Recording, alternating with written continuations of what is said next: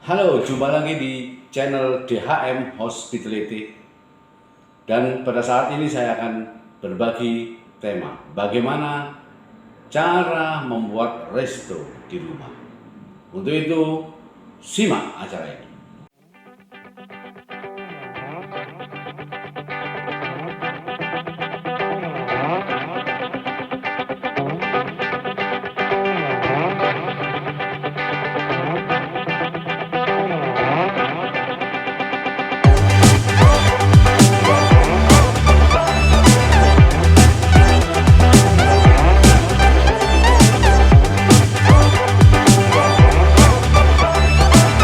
Jumpa lagi di channel DHM Hospitality.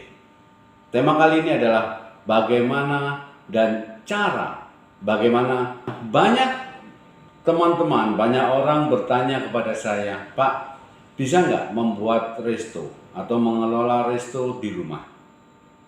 Jawabannya adalah bisa, dengan catatan dan syarat.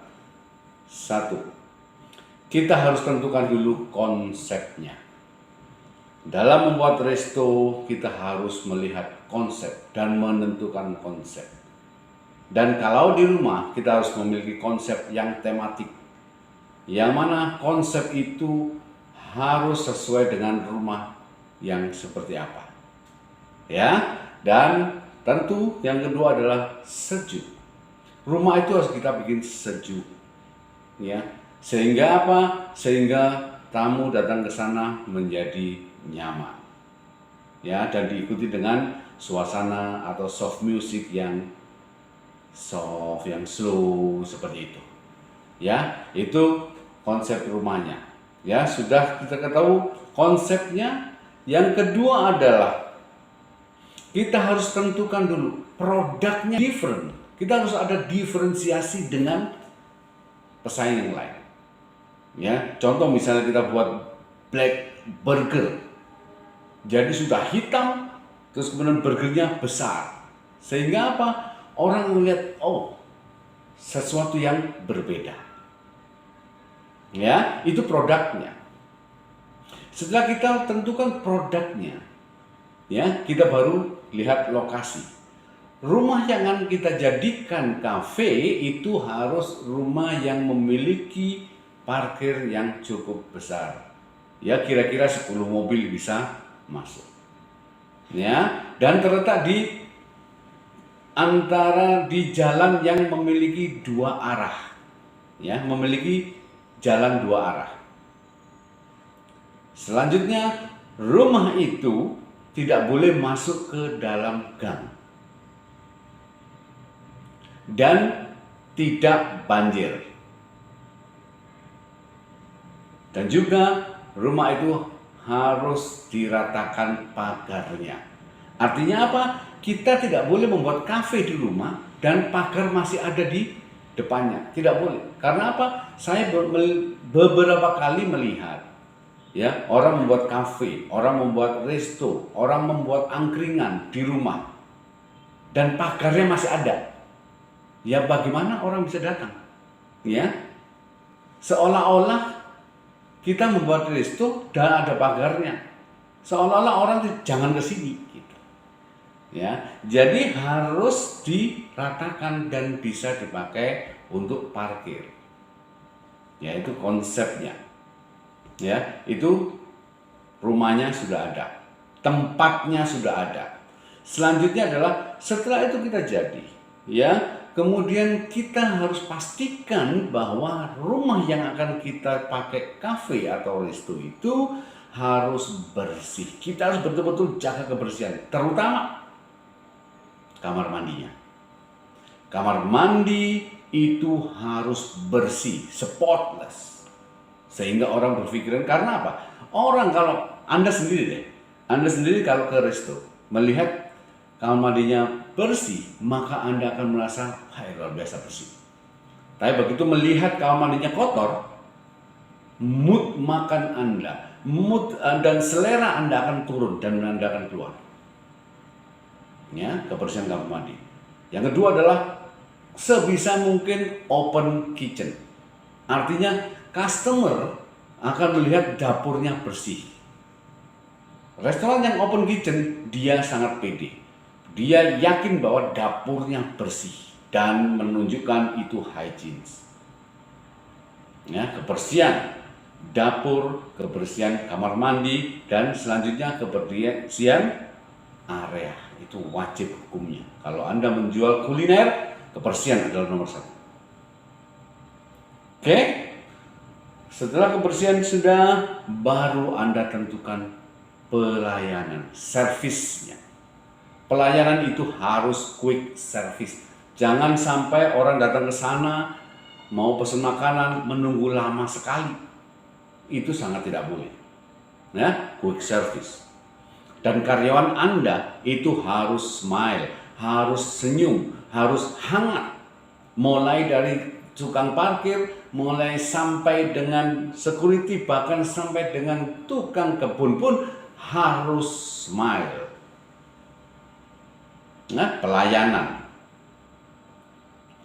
Setelah kebersihan sudah, pelayanan sudah, lokasi sudah, ya, baru kita tentukan taste makanan seperti apa.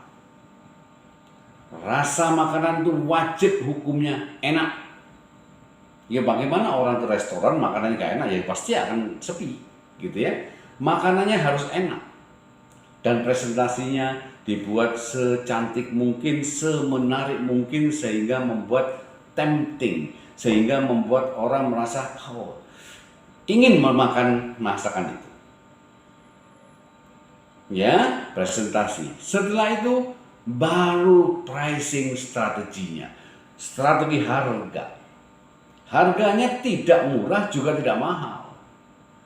Ya, artinya relatif. Tetapi orang harus berpikir, kalau kita kasih harga yang relatif murah dan makanan yang besar dan presentasi yang cantik, maka mereka berpikir, murah sekali loh masakan ini.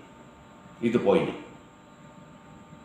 Ya, pricing strategi ini harus menang.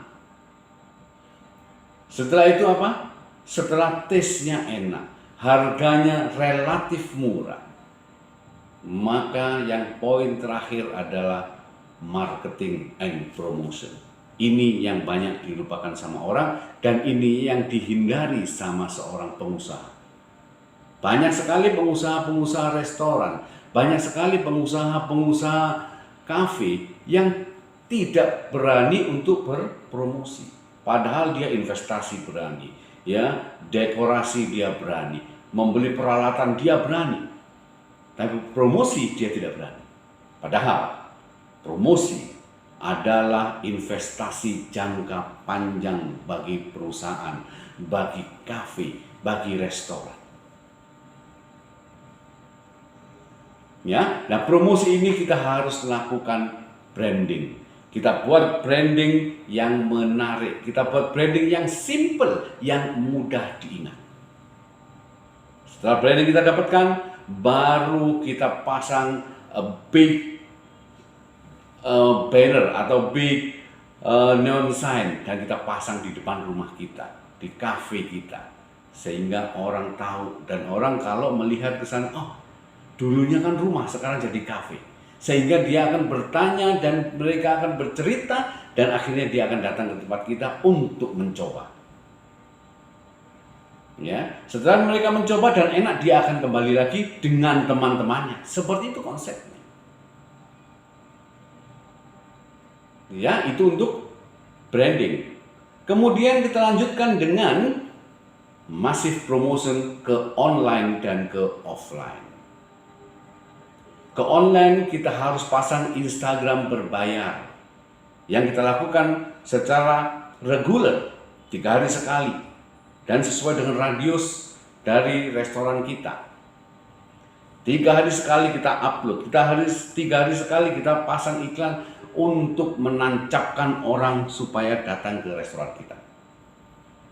Ya, Instagram berbayar. Kemudian apa? Kita undang influencer khusus kuliner untuk datang ke tempat kita gratis dan untuk mereview bagaimana lokasi kita, bagaimana situasi kita, bagaimana makanan kita, Sehingga mereka akan melihat influencernya datang ke tempat kita dan akhirnya mereka akan mengikuti kita dan restoran kita jadi ramai. Dan selanjutnya kita akan pasang ke GoFood, GrabFood, dan lain sebagainya untuk take away. Setidaknya untuk branding ke sana. Selain online, kita harus lakukan offline juga. Flyer distribution kita berikan ke sekitar radius 3 km. Continue, sebulan sekali kita kirim, kita sebarkan. Ya, 1 bulan 5.000 lembar, 1 bulan 5.000 lembar, 1 bulan 5.000 lembar. Kita undang teman-teman kita undang relasi-relasi kita undang media untuk food testing dan untuk mereview. Sehingga apa? Sehingga mereka bisa bercerita. Dan kalau kita lakukan itu, saya jamin restoran kita pasti akan ramai. Ya, lakukan dan Anda pasti akan menjadi pengusaha restoran yang sukses. Sampai di sini aja. Terima kasih. Semoga berhasil. Sukses untuk Anda.